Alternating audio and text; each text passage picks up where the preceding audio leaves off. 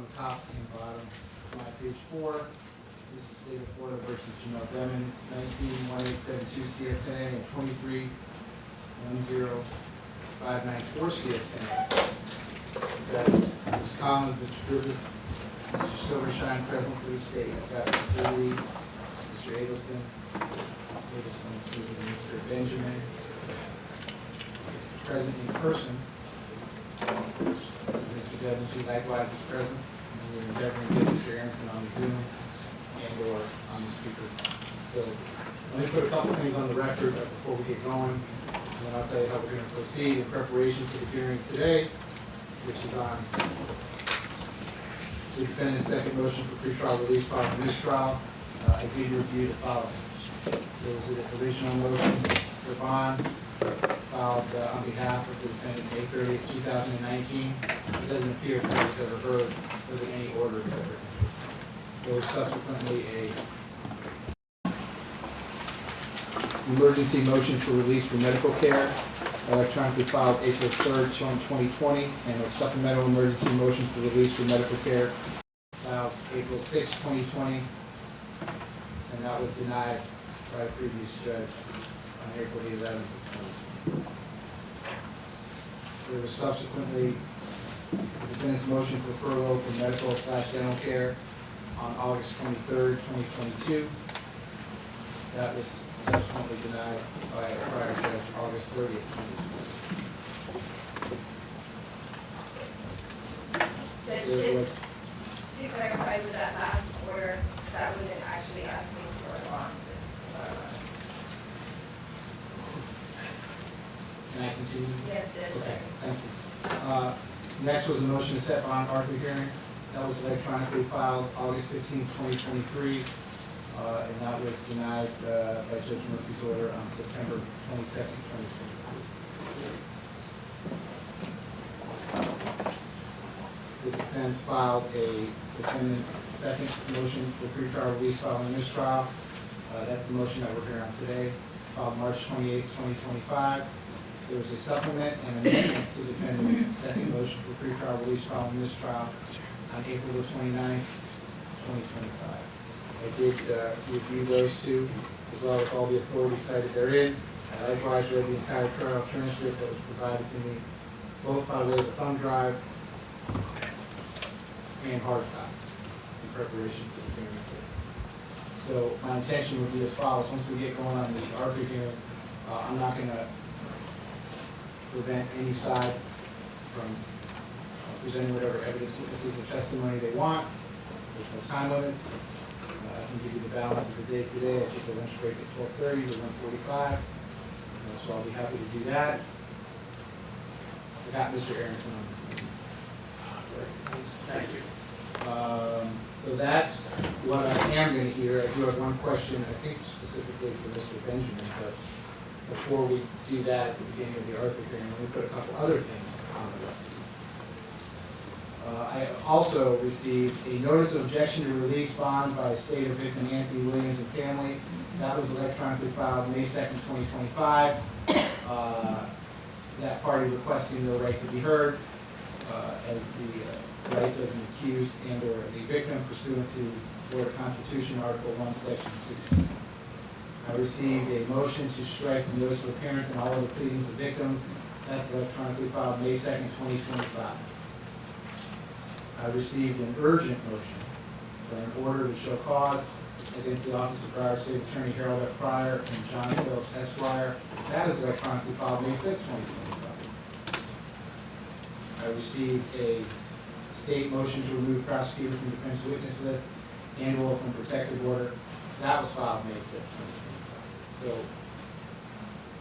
I am going to hear the Arthur hearing today, but with the exception of the notice that the victim would like to be heard, which of course they're allowed to be heard pursuant to the operation of the Florida Constitution, the balance of all the pleadings that were filed May 2nd and May 5th, I'm not going to hear any of those today. I'll give you a future hearing date at the end of the hearing today, but that's simply not how I do things. And just because parties choose to file something 48 hours before a court hearing, 24 hours before a court hearing, 12 hours before a court hearing, I prepared for this hearing last week, and I'm not doing anything with short notice. So all those are going to be on hold at the end of the proceedings today. I'll give you a ruling on those. So, or a hearing date, excuse me.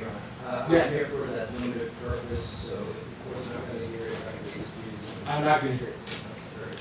Okay, Joel. So regarding the Arthur hearing, do I have anyone present here or counsel for the estate of Anthony Williams? Yes, Your Honor, here on the behalf of today. So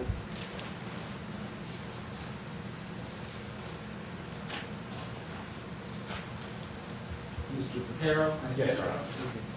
So, Mr. Papero, the Florida Constitution certainly allows you and or your client to let me know your feelings on this. I did read the objection, so I think I know your feelings on it.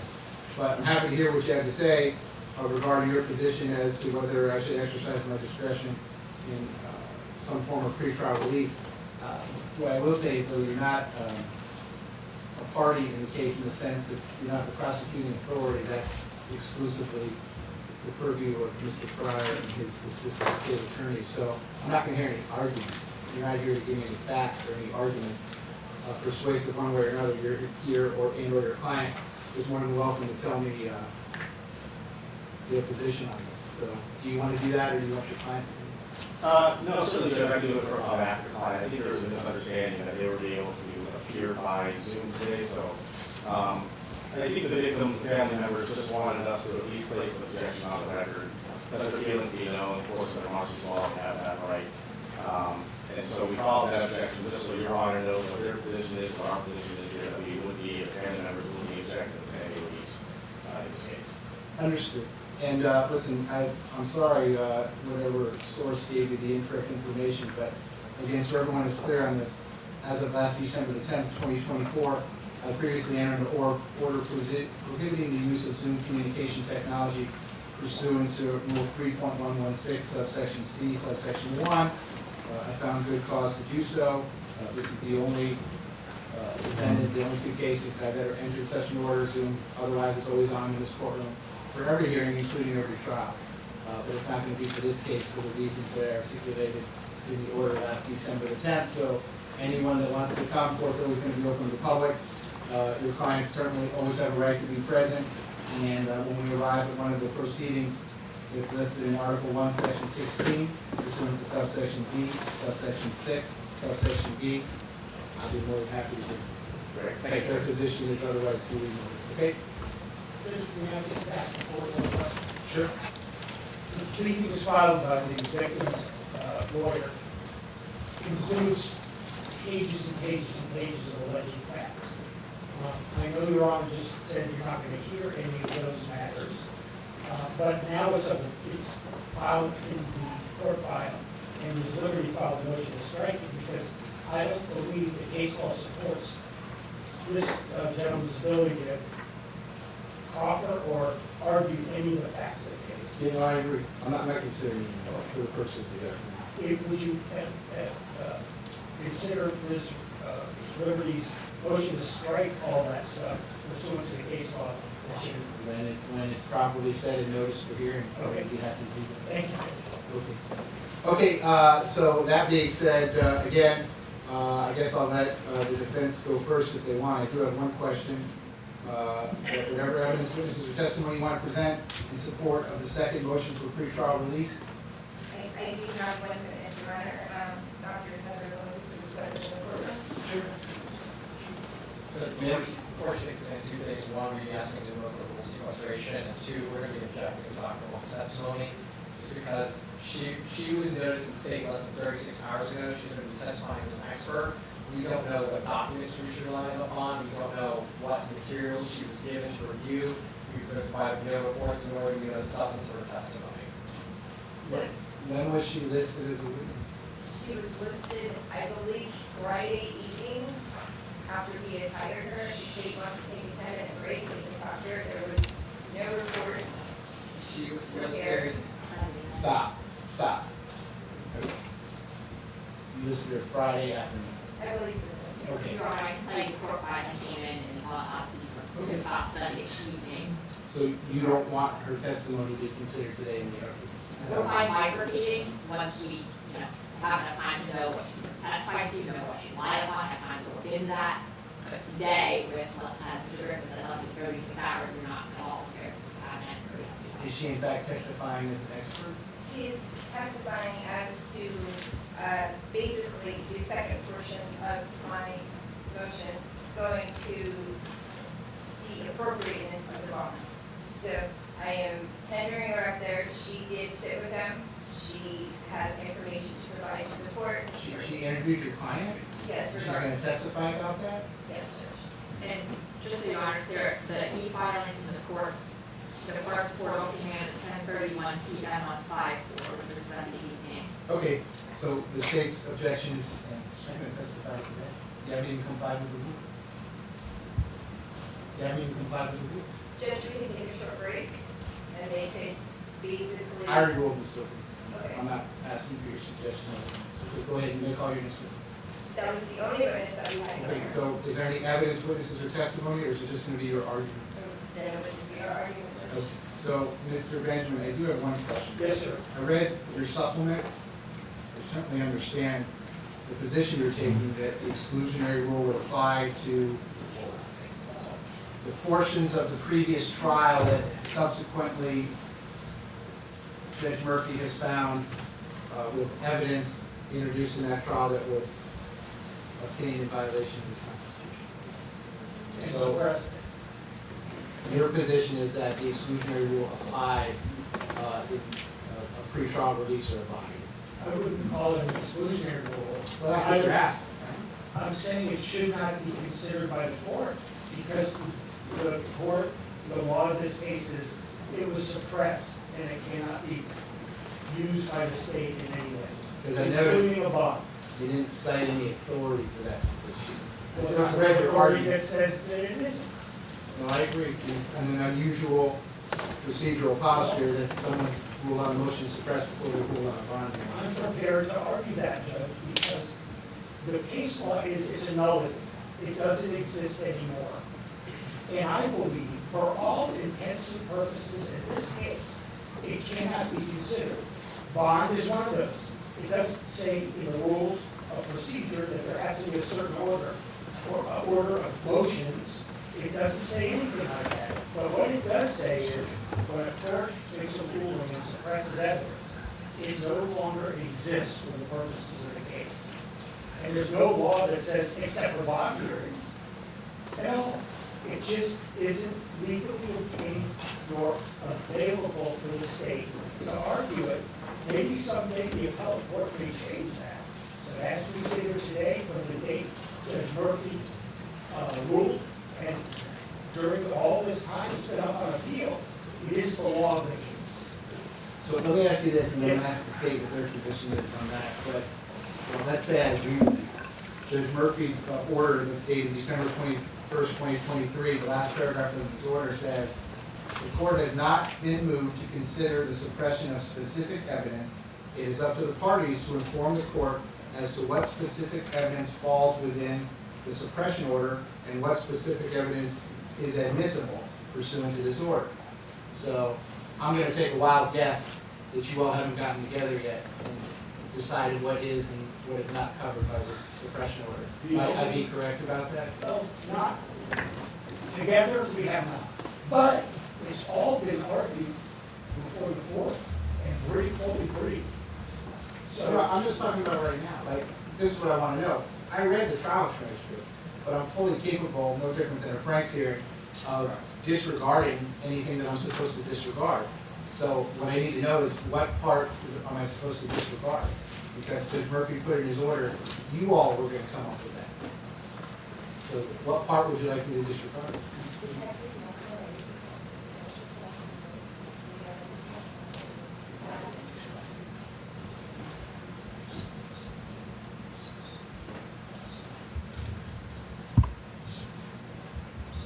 Judge, would Your Honor consider, since we're not doing evidentiary presentations on either side, that we take a 10-minute break and see if we could come up with a stipulation, if any, or at least list what we believe is due to suppress.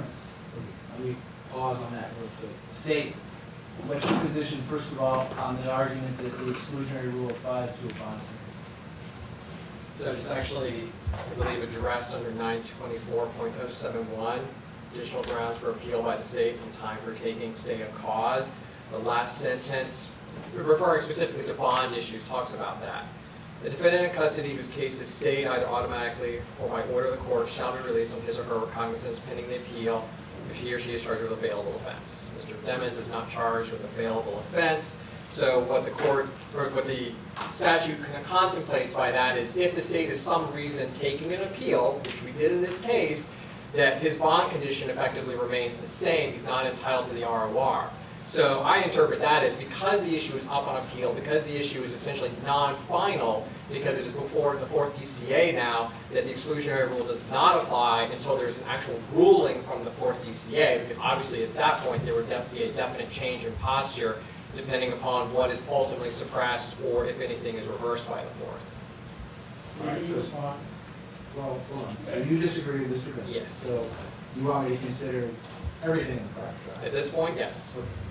If I think that he is right, I'll ask you the same thing. Judge Murphy's order said that you two were all of you were supposed to get together and determine what specific evidence his order was going to exclude and what it wasn't going to exclude. So that never happened. That never happened. Okay.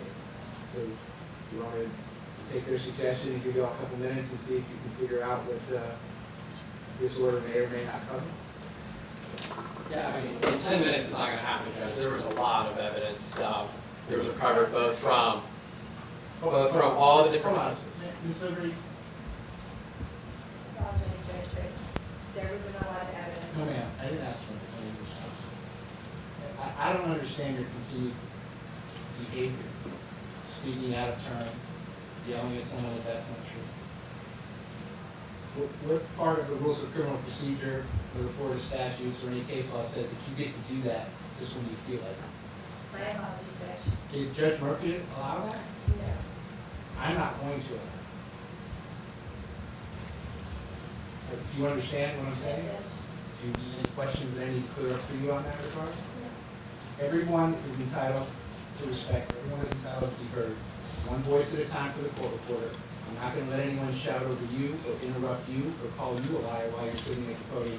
And I can promise you, I'm not going to allow you to ever do it again. Do you have any questions about it? No, Judge. Okay. Go ahead, sir.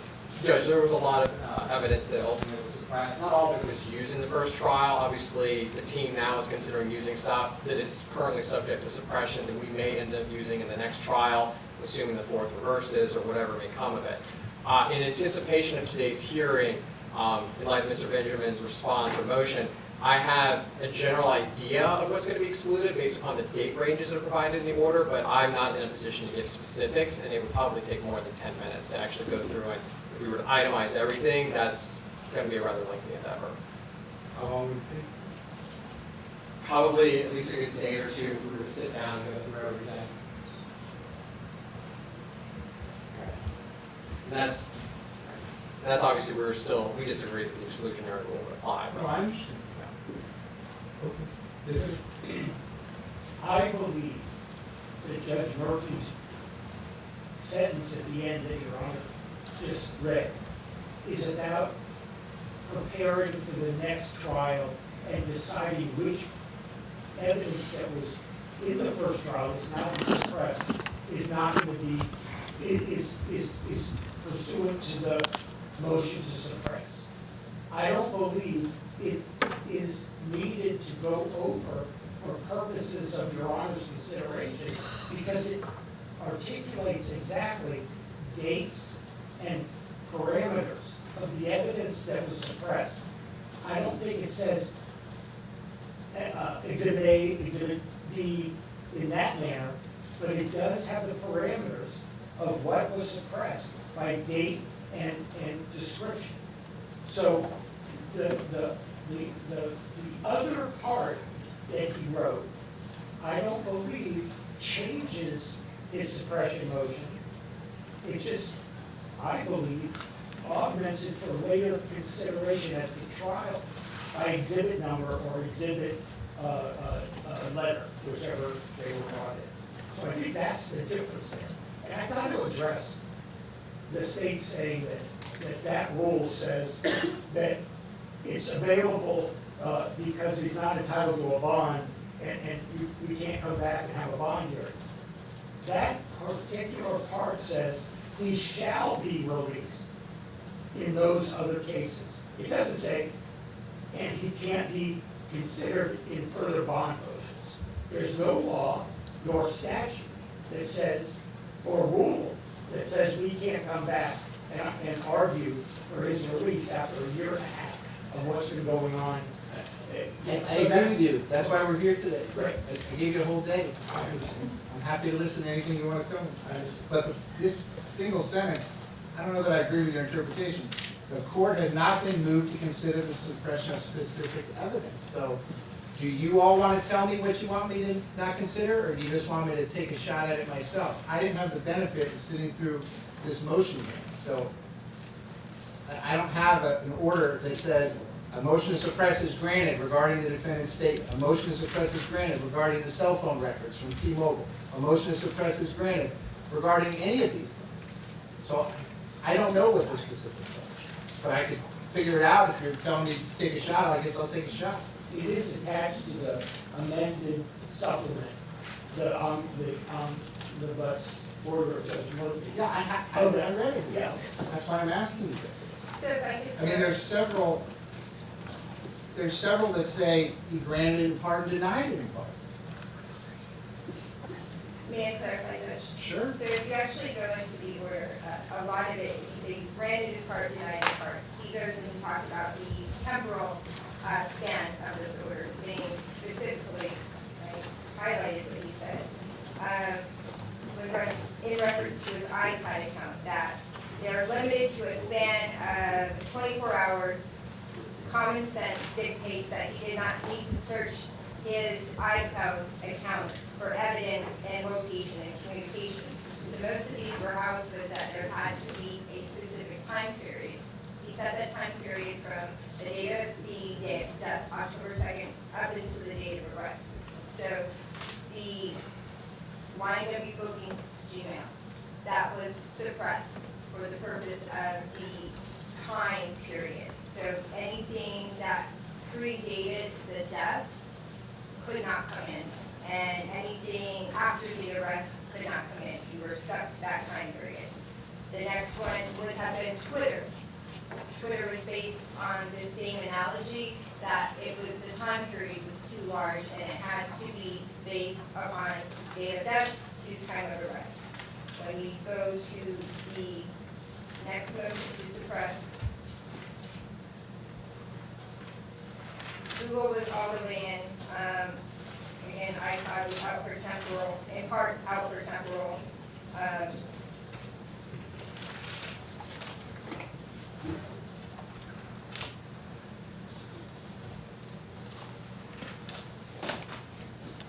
The Snapchat was out from the time period creating the deaths, and then time period after arrest. Judge Coleman, something unrelated? I just need to know when Ms. Collins will be available for a change of plea, because when she keeps leaving, they can't call up her in custody. We were set for 8:30, Judge, and his in custody was not brought until like 9:15, so I tried to go back. So we'll do the change of plea. Okay. Thank you. Yes, sir? Go ahead, Ms. Coleman. Sorry about that. Facebook, same thing, granted in part, denied in part. The temporal limitations was the basis of what was denied on. So basically saying from October 26th to February 19th, all of Facebook can come in, all of Snapchat, all his text messages can come in.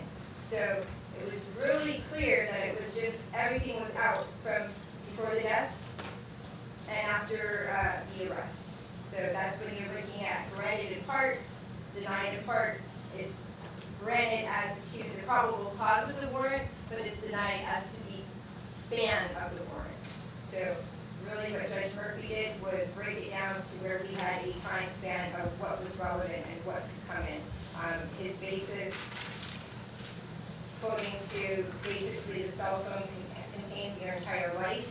There was no reason, a lot of these warrants, and even the new warrants that the state has applied for, because they applied for new warrants based on the evidence that was suppressed, they're going back to the creation of the account. Murphy was very clear that you can't go back to the creation of the account. You have to stick within this time period, and that's what it's done. So for example, the cell phone mapping information that was testified to on the day of the homicide, October 26th, that was not suppressed. Yep, CDRs are all the way in, the cell Yeah, data, yeah. yes. You agree with that? I agree, Judge. If I can give the court a summary, this is by my interpretation as to what's been suppressed or what can be considered or not considered if the court is going with exclusionary rule. As to the first motion to suppress the T-Mobile records, that was denied. The cell phone location records where the defendant was that day with his phone moving around, that remains in evidence. As to the second warrant, the Twitter account that was granted in part, the past events from leading up to the homicide were suppressed, which means the admission that was made on Twitter is kept in, but the aggravators relating to the defender's activity and belonging with gangs and his gang membership, that would be out. As to as to number 3, the iCloud, that was granted in part. I think we noted that there was nothing of import there, so we weren't using anything from that, or we didn't recover anything from that. To the Snapchat, that was granted in part, again, the day of the homicide, so the location information, the communication records from that day remain in. The messages from the defendant's ex-girlfriend, Mariah Hamilton, those occurred afterwards. Those would be out, but those were not introduced in the first trial. We do intend to use them, but those were not in the first trial. Justin, you say out? I don't understand, I just want to make sure. Out. Mariah Hamilton's text message. When you say out? Out, as in they're not in evidence. They were suppressed. Oh, It's subject to suppression. It's subject to I'm sorry, suppression. I wanted to make sure out that it was suppressed. Thanks. As to number 5, the Google records, that was denied.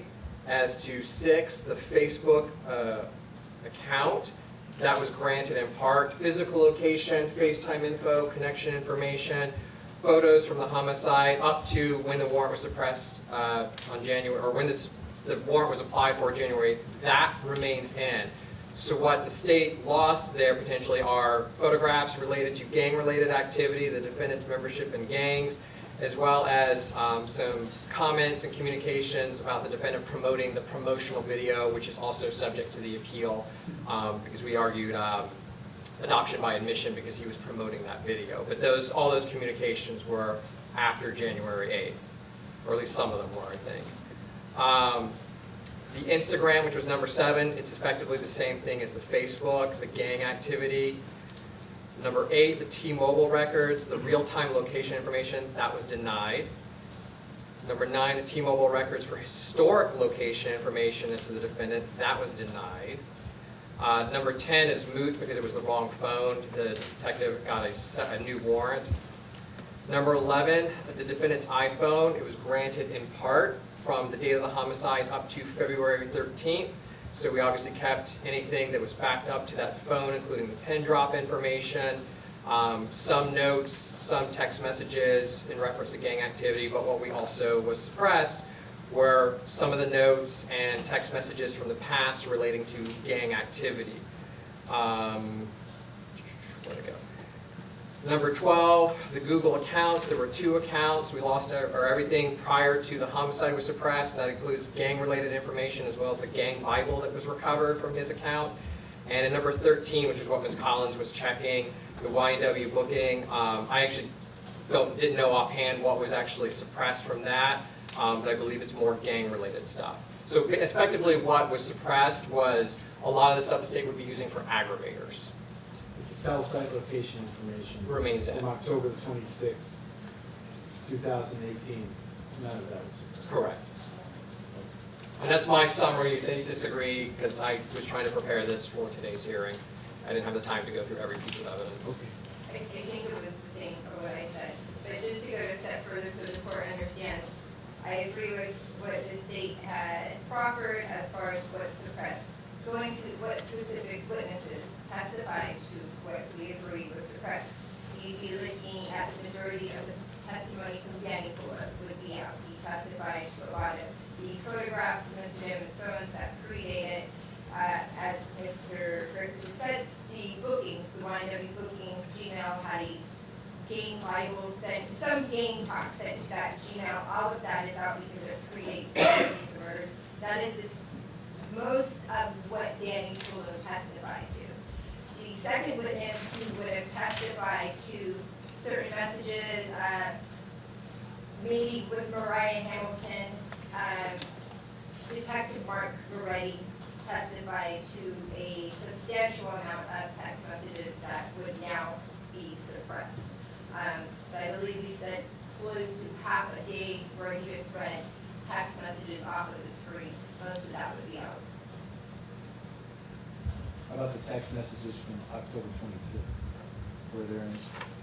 Those would remain in. As far as his phone is concerned, it was granted in part from the date of the homicide to February 13th, remains in.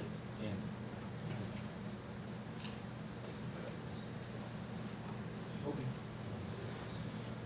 So state any evidence, witnesses, or testimony you want to present, or is it just your argument? No, Judge, it's just argument. We're just relying on the trial transcript that the court has reviewed.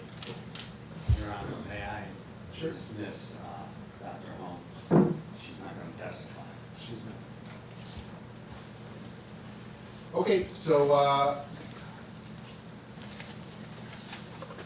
so the record is clear on this, but I'll put it in the written order also. I agree with the defense position. I'm not going to consider anything that was introduced as evidence in the prior trial that has been since subject to Judge Murphy's suppression motion. So I will only consider the things that were not, as it's been articulated to me today by the lawyers. So, defense, I'll let you give me the, well, state, let me let you do it first. You're the ones making pre-trial. So, your argument as to whether the proof is evident, the presumption is great, and even if I wasn't to find that, your argument as to whether I should or should not exercise my discretion and give Mr. Dennis a bond. Go ahead. Certainly, Judge, and that's the case law provided in the court. There's actually a presumption of correctness as to Judge Murphy's order that there was proof evident, presumption great. So really what the court is considering now is just effectively has that suppressed evidence that the court is now considering change the state's position where proof evident is no longer present. We believe that proof evidence still remains strongly present because, as the court was noting, all the information from the day of the homicide remains. So the vast majority of the evidence that was introduced at the previous trial remains available to the state. What the state effectively lost, as I summarized, were a lot of the enhancers that were used, such as the gang activity, some of the information that goes to motive. But for the day of the homicide, the ballistics that shows that the shots were fired from inside the vehicle, the fact that Mr. Henry lied about the events, which was corroborated by the locations that were determined where the shooting actually took place, with the shell casings that were recovered, the fact that the defendant's phone was traveling with the two deceased in this case along with them and then separated prior to Mr. Henry going to the hospital, the admission on Twitter that the defendant made where he said, "I did that." All that stuff that relates to the homicide, to the direct evidence for the guilt portion, remains in evidence. So effectively, nothing has really effectively changed other than some of the arguments that the state can present to the jury in terms of both aggravators and motive.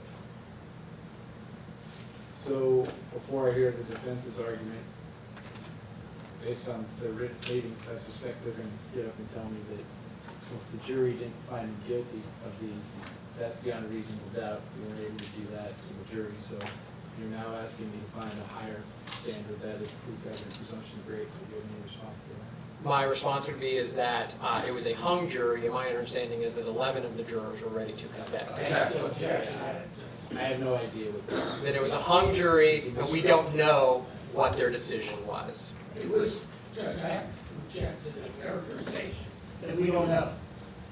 It was mistried because they couldn't unanimously decide, which is the standard by which somebody is found guilty or innocent. So, No, I'm not considering votes. It was a mistrial. I got it. Anything else? No. Okay. Defense, your argument as to why I shouldn't find proof evident presumption great, or even if I did, your argument or anything you want to tell me about whether I should nevertheless exercise my discretion and set some form of bond or pretrial release, and if I decided to do that, what exactly are you asking me to do? Go ahead, sir. For the purposes of the proof evident presumption, great judge, I have some factors, I know Ms. Liberty has a couple. If I could, Judge, I believe that the rulings by Judge Murphy, that starting with the testimony of Michelle Boutros, which the Judge Murphy ordered the state that when she testifies, they cannot cross-examine her in any further proceedings. The state appealed it on a motion, on a appeal, a writ of some sort, I forgot which one. And that was, and I attached it to my supplement, the fourth denied their seeking relief on that issue. So I believe that Ms. Boutros, who witnessed Mr. Moretti, the lead case agent in this case, suborn perjury, will come in with no cross-examination in the trial. And I believe the evidence of Detective Moretti suborning perjury in this case is another factor Your Honor should consider, because that didn't exist in the other trial.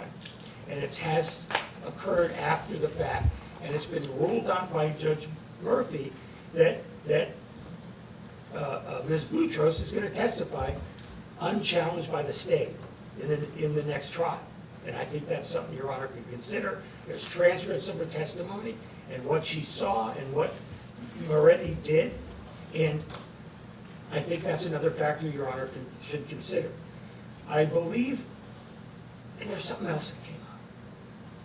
You know, Judge, we got, on the day of discovery cutoff, was it Friday?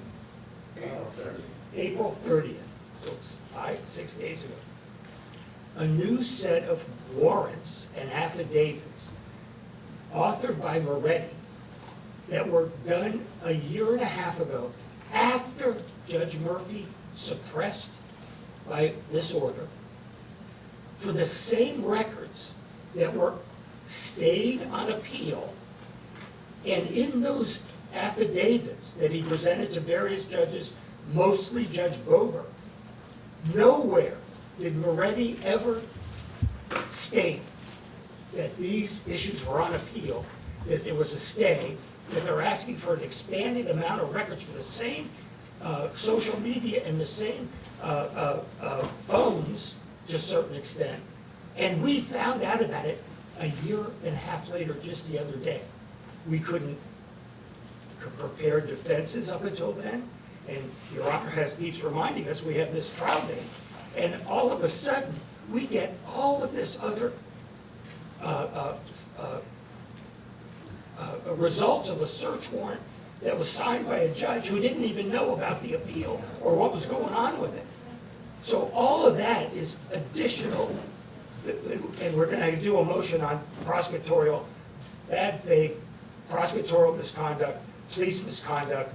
We have to add all this stuff to it because it's new stuff that we just learned about less than a couple of days ago. But I think that's something that Your Honor should consider. That what are we doing here when the 3.220 says they have an ongoing obligation for discovery? They've sought this information a year and a half ago in March of 2024, however that adds up. And they've had it since, and we don't get it until 5 days ago. This is obstruction. This is absolutely unethical. This is absolutely not professional. And this is and the kind of thing that we're facing from this state attorney's office on an everyday basis. Every day.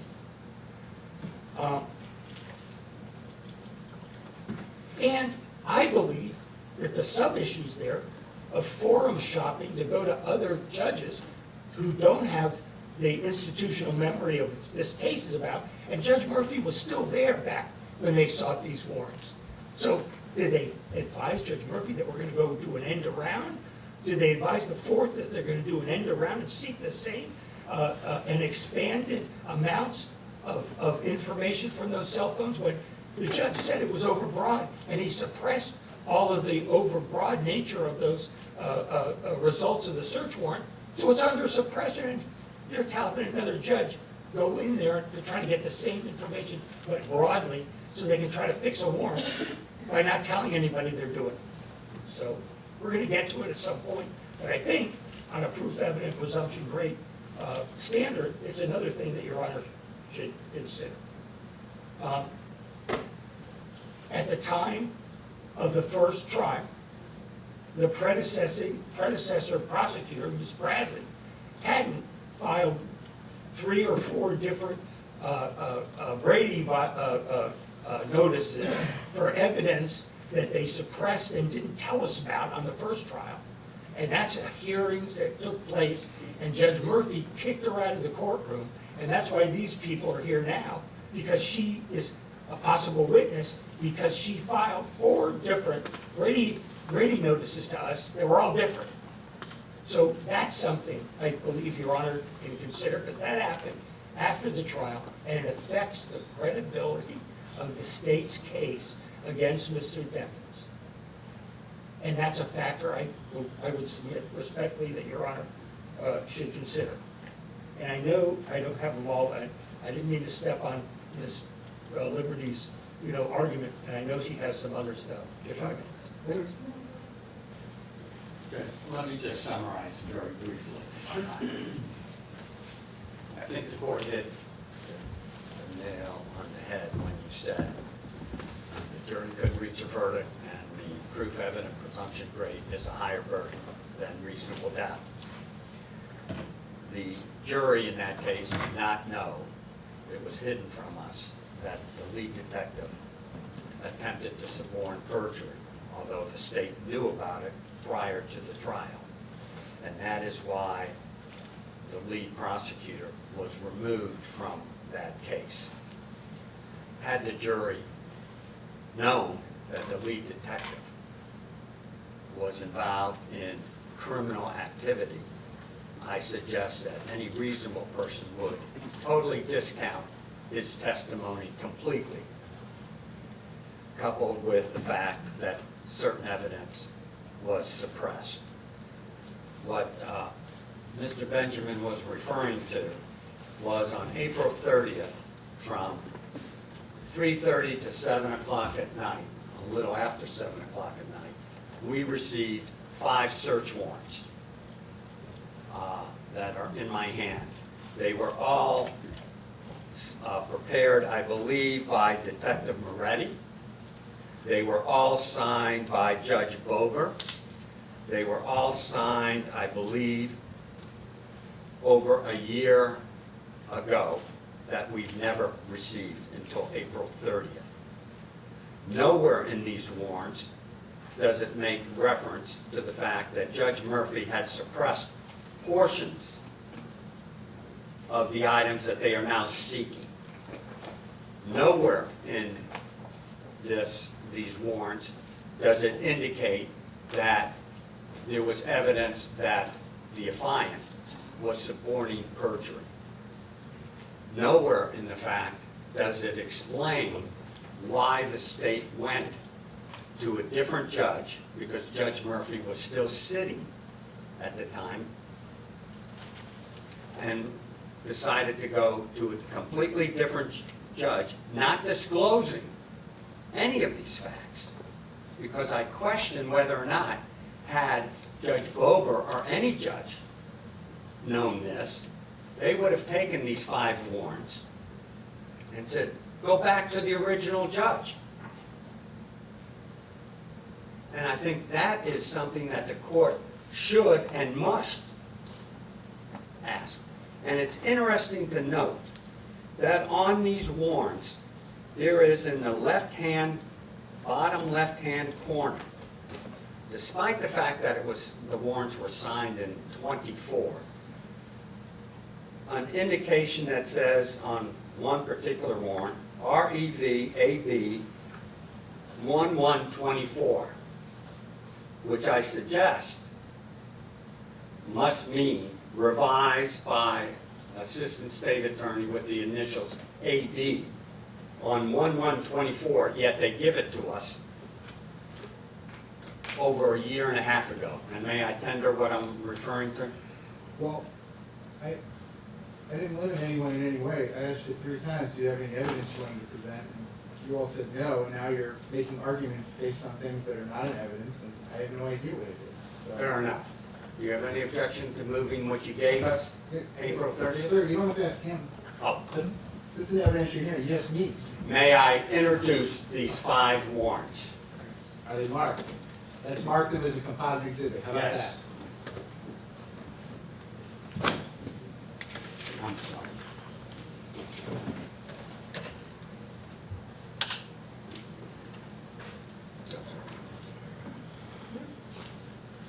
Okay, well, that's getting done. We'll call that defense exhibit A, a composite exhibit, for purposes of the Arthur Green. And I'd move them in there. Do you have any objection?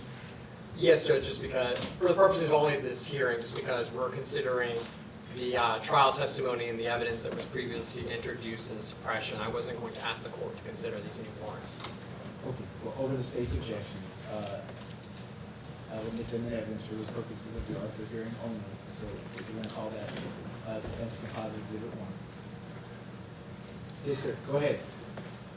The reason Mr. Benjamin and I make reference to that is because this is a continuing thing that's going on with the state.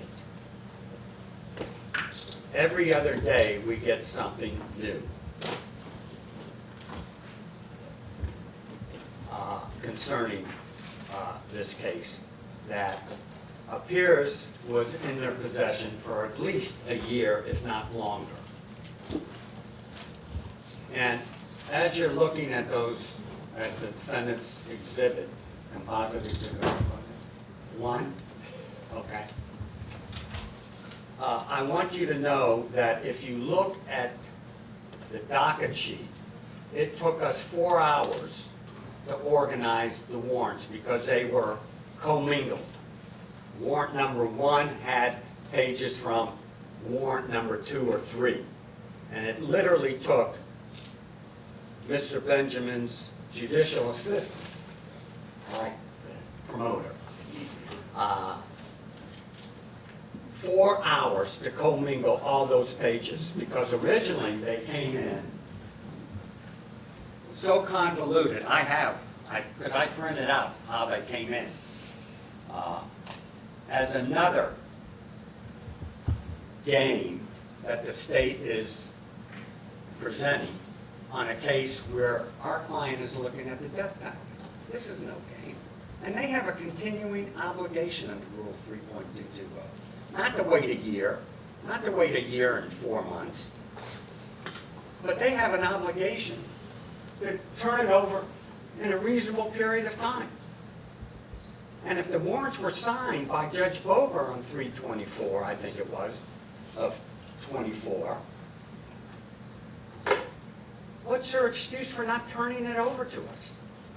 It's the charges that he's facing in the murder case. First-degree murder, 2 counts of first-degree murder, and accessory after the fact for the co-defendant. I mean, I don't know what the game is. I don't know what we're playing, but it's pretty disgusting, I submit.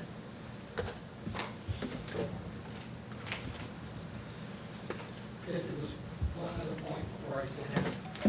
In the first trial, that wasn't suppressed, was a gentleman who took the stand, who said that Mr. Demons got out of the car and went home, and was no longer near the cell phone.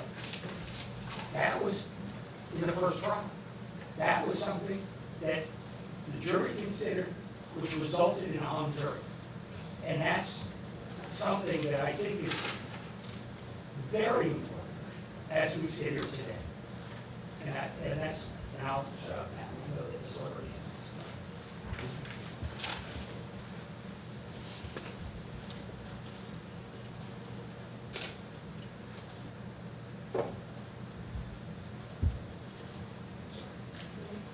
So I'll try not to repeat anything that my co-counsel said, Your Honor.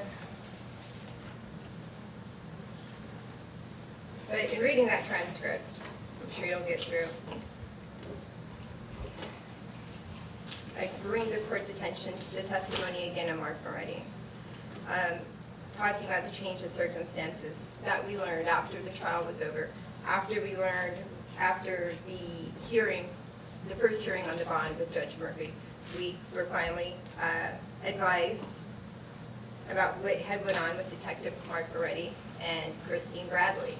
Why was that so important to us? Not only the fact that the jury was not made aware of that, and they probably would not have relied on his testimony, but his testimony actually impeached the testimony of Brendan Collins, the FBI agent. So when you read that testimony, you see Judge Murphy order that we redepose Brendan Collins for that simple reason. Brendan Collins had testified at that trial, which is in the CDRs, the T-Mobile, the cell phone data is in. The state had put on Brendan Collins basically to introduce his CAS reports. He had testified that Mr. Demon's phone, or the 9807 phone, which was left in the car, but you heard testimony from Adrian Davis at that trial that that phone was left in that car. He testified that you could not, with precision, give a location on that phone. He went through the different trainings he had got from the different cell phone agencies. One of the things that he had spoken about was one of the data sheets in that T-Mobile report has a column that reads environment. FBI testified you cannot rely on that they do not rely on it for the simple reason that they don't know where they come up with the algorithms that go into that column. So when you look at that column, it shows somebody could be mobile, they could be outside. Bottom line, the expert says you can't rely on it. They don't rely on it, FBI. Mark Moretti, same guy who asked an officer to lie for him, then got on the stand and impeached Brendan Collins by saying, what? That you could look at the data from T-Mobile and tell if somebody was outside, inside, or walking.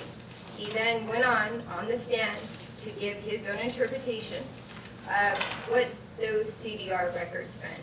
His interpretation, again, conflicted that of the FBI agent. Mark Moretti's testimony, period, we were deprived of knowing that he had previously perjured himself. We were deprived of the fact knowing that that lead prosecutor had asked him and basically covered that up. And there was a change of circumstances because that was not brought to anybody's attention when Judge Murphy had made his first ruling. And for the record, that first ruling that Judge Murphy had made, it wasn't an Arthur hearing, there was no testimony put on. I believe at the time the only testimony that was given to the court would have been over Zoom from the family's aunt or mother.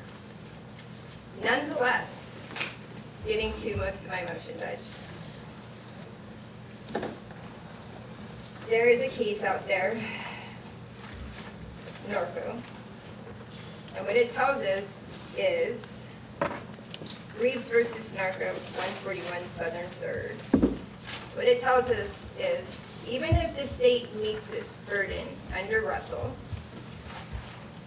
and I'll get into Russell in a minute, the circuit court may exercise discretion to grant pre-trial release if the defendant can prove conditions of release, if the defendant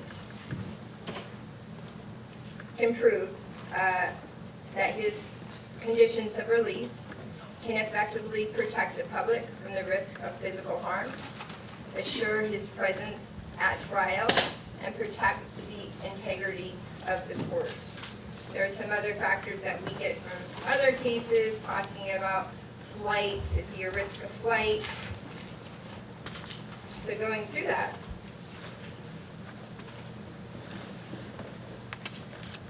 what we would be proposing for Mr. Demons would be a minimal monetary bond with the condition that the defendant would remain at his new residence. The defendant would not have possession of a firearm. The defendant would wear the standard pre-trial ankle monitor for GPS tracking. I did put on that witness list, I will not call him, was a member of the security company who we have engaged to, one, it was twofold what I had asked for. Mr. Demmons would have a 24-hour security guard on his person. There would be then 2 other security guards on the property to basically secure the premises of the property of the house and the house. They would be reporting if there was any infractions of Mr. Demmons. They would be reporting directly to myself, the rest of the legal team, the state attorney, and to the court. You basically have your own deputy, paid deputy, with him. Mr. Demmons is not a flight risk. He does not possess a passport. I don't even believe he has a driver's license at this time. We can assure his presence at trial. He's been here every hearing. He will be here every hearing. He would have a monitor on him. The court would know where he would be at. There would not be any concern, actually, with him not being at court because you know where he's at all the time. My proposal, with the security on, with the GPS tracking, basically house arrest, it would effectively prove conditions of release can protect the public from risk of physical harm.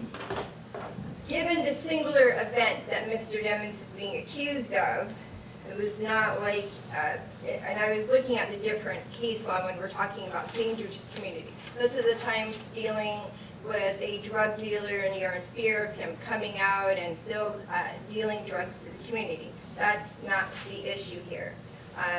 Again, it was a singular event.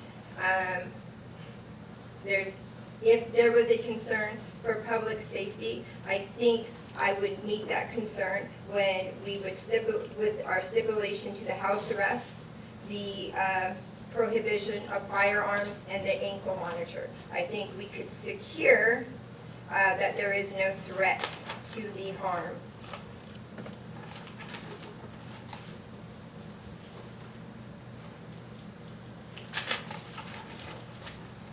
I think the state's biggest argument today would be to assure the integrity of the courtroom, of the judiciary.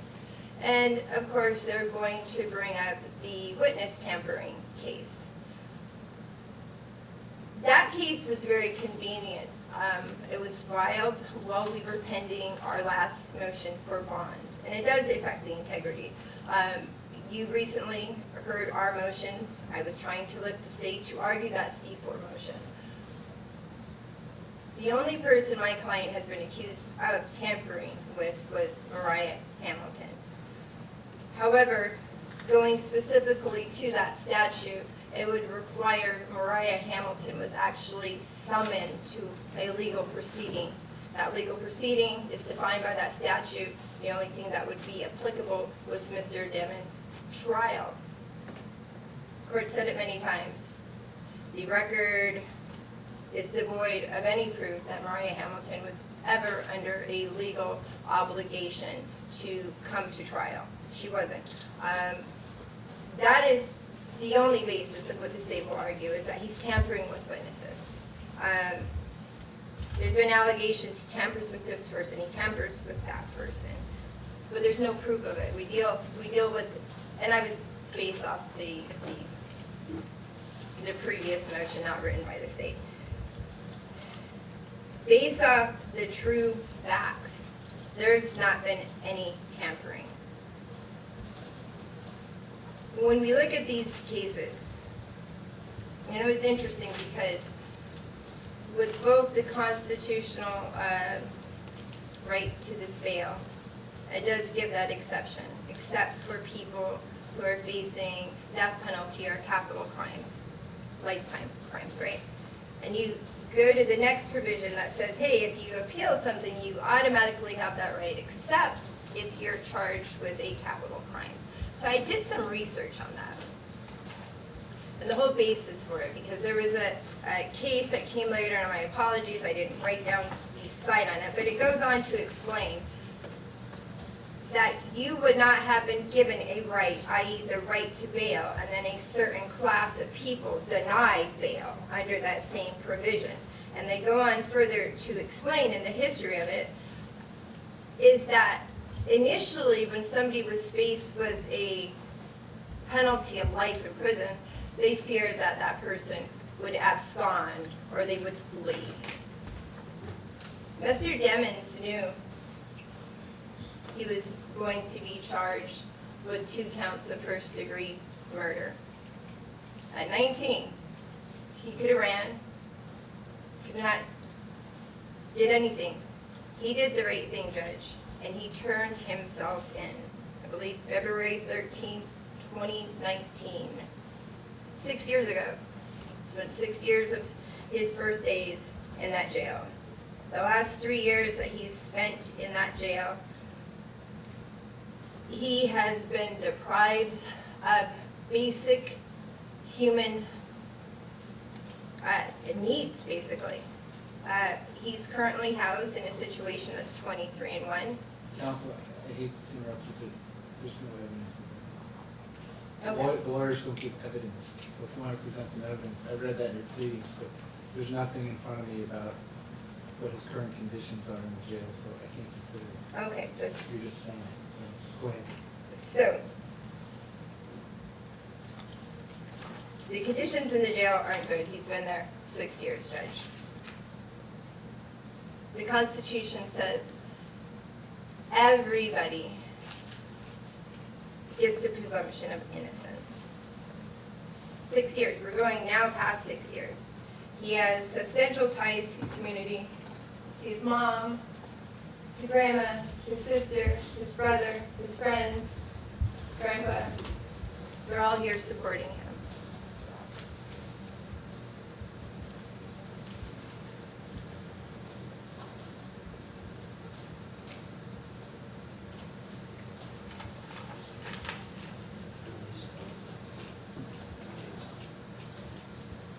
The special conditions are there, and that's what we get out of the different case law.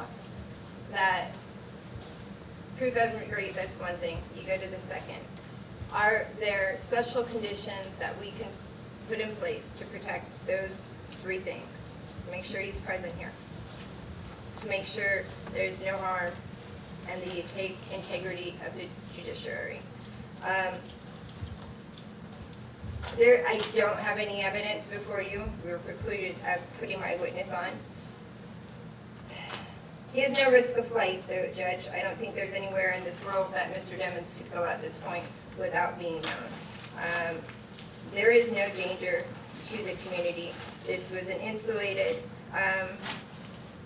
incident that he's being accused of.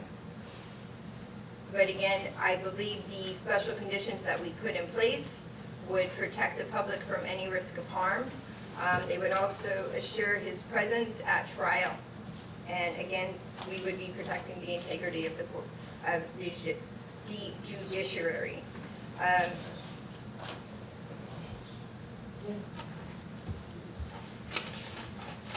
I believe we have met it. The state has not presented to us any reasons or any special conditions that would say that he should not be eligible for a bond. And I will also just point out that the whole purpose of bond is not to punish the defendant. It's to assure their presence at trial. That's the whole basis, is to make sure they're coming to court, make sure they're showing up to trial, and they're not absconding. I believe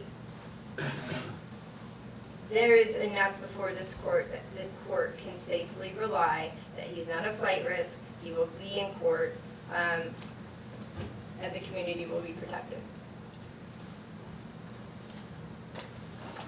Nothing further. Thank you. State, last word, anything else? Yes, Judge, just responding to the points that were raised. Just so the court's aware, we have not litigated yet, but there is a pending motion to exclude the testimony of both Ms. Boutros and Ms. Bradley.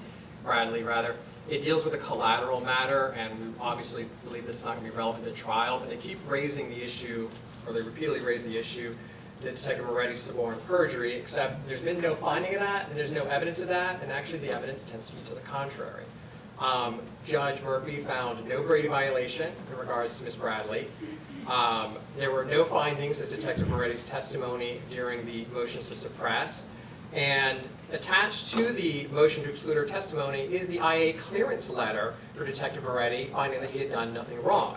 So when they say that he suborned perjury, there's no evidence supporting that other than their argument and the testimony of Ms. Boutros, which they say now is going to go unchallenged, except that's also not correct. While there is currently a court order saying she's not subject to cross by the state still has the ability to impeach witnesses. So she still is going to be subject to the same impeachment that she faced during the motion to suppress. That objection, I'm sorry, Judge, that's just stating a fact that's absolutely untrue. It's not before me. Yeah, I don't know why I keep, right? I'm responding to their arguments. Out your client's family members, I'm sure she's telling me the truth, but that's not before me either. I have no idea it was out. I mean, I did 10,000 bond hearings in a regular division. Family members would testify, here's our address, here's our finances, here's our ability to pay. You all don't do anything. So, go ahead, Mr. Griffiths. That's So, where- go just ahead. responding, that's all. Sorry.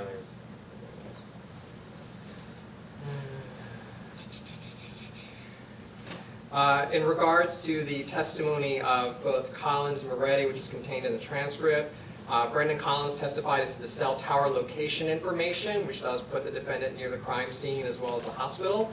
Subsequently afterwards, as well as the following the path. What Detective Moretti testified to was the environmental data. As Ms. Liberty pointed out, the FBI will not rely upon that because they don't know how that is calculated. Does not mean nonetheless that Detective Moretti cannot testify to it because cell site location information does not require expert testimony, and he'd be subject to the same cross that he was in the first trial. I think that covers it as to the phase 1 arguments.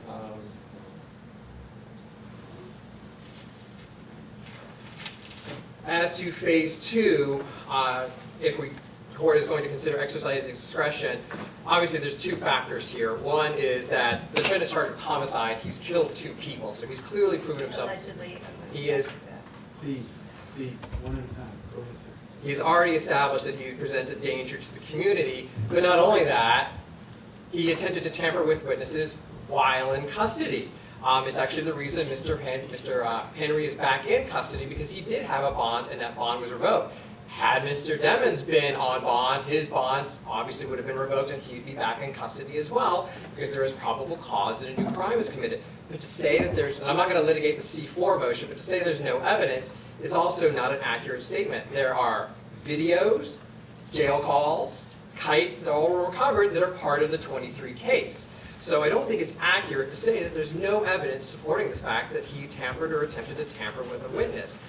And finally, saying that there is nowhere that he can go that he's not known, that's not the concern. The concern is if he goes somewhere where he cannot be returned. As the court has repeatedly pointed out, Mr. Demons is charged with the death penalty. Many countries in the world will not extradite back to the United States if they are facing the death penalty here. So the risk of flight with him is actually greater because it is going to be much more difficult to recover him should he leave the jurisdiction. Okay. May I respond, Judge? Okay, last word. Go ahead. So, as to your comment, in light of my client's popularity, we opted not to put somebody on to give you the address of where he'd be living at. We were going to proffer, I would give that in camera as far as where he would live at. He would be residing with his sister and with his brother. I can give you the address. We would have the security detail. All of that can be given to you in camera. As far as the second amount, his record label would be, if there was a monetary bond in place, his record label is agreeing to put the monetary bond up for him. So the financials would be covered because it would be coming from his record label. He is actually duly employed. He has a recording contract. He would be able to work and have a source of income. And we'd have conditions in place to ensure. As far as what the state's arguing, that they're afraid he would basically, I can't think we alleviate any concerns when I put security on him. It would be essentially a private cop monitoring him 24 hours a day and another individual monitoring the property. They would be reporting back to not only the defense team, but to the state attorney and to the court if there is any issue. Again, the ankle monitor is being monitored. I have other clients on GPS, and I promise you, within minutes of them not being where they're supposed to be at, somebody is at their house checking on them. So to say that there is concern that Mr. Dimmons, while being on house arrest and a GPS tracking monitor, had abscond to another country is basically ludicrous, Judge. It's an impossibility. It cannot happen. We have met the factors coming under those three different combined statutes. It's protecting the community, protecting the integrity of the judiciary, and basically making sure that he shows up to court. I believe we have proffered enough for the court to basically be able to rely on the fact that he meets those factors. The state has not raised any additional factors that would say, all right, he's not eligible for the bond. Okay. Thank you. Okay, listen, I appreciate the time, effort, and preparation on both sides. I'll get you a written order as to both cases and the bond pending therein, or the motion pending therein. Regarding the defense motion to strike, notice of appearance, and all other pleadings of victims, as well as the urgent motion for order to show cause against the office of the Broward State Attorney, Harold F. Pryor and John Phillips, as well as the state's motion to remove prosecutor from witness list and for protective order. I'll ask both sides. State, I'll ask you first. How about June 4th? That's a Wednesday, June 4th. The parties arguing those aren't going to be here, Judge. That's Joel and Stephen from our office. We're not going to be arguing those particular motions, so I'll have to consult with them. We can do June 4th for now, but I'll set it, and if there's an issue, we'll deal with that. So I can't do June You 4th. can't do June 4th. Okay. I'll be gone until June 13th. How about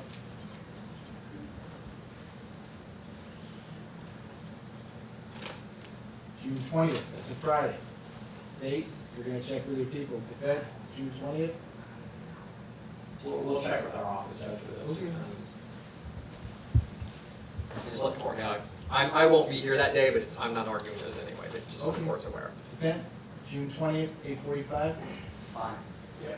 Okay, so, Ms. Wilcox, we're gonna set all three of those motions, the defense motion to strike notice of appearance and all other pleadings of victims, the urgent motion for order to show cause against the office of Broward State Attorney Harold F. Pryor and John Phillips, Esquire, and the state's motion to remove prosecutor from defense witness list and or for protective order. All three of those I will hear on June 20th at 8:45 a.m.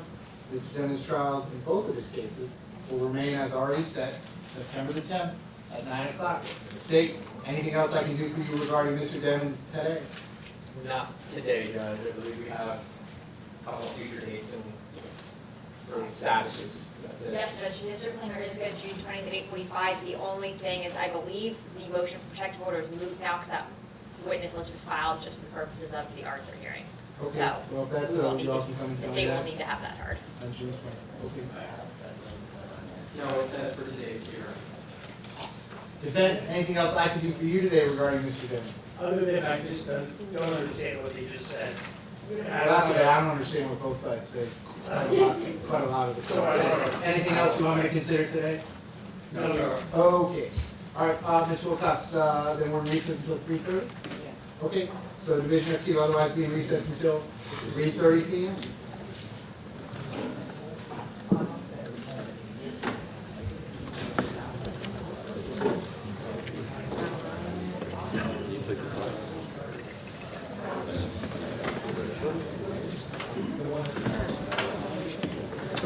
Just start taking off.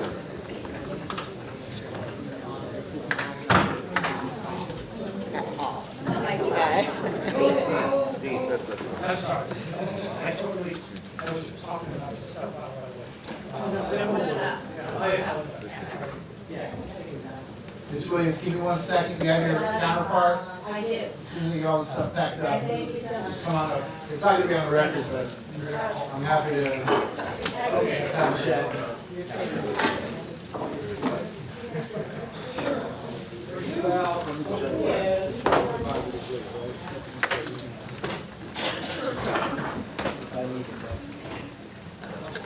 Sorry, we can take it out. Good, how are you?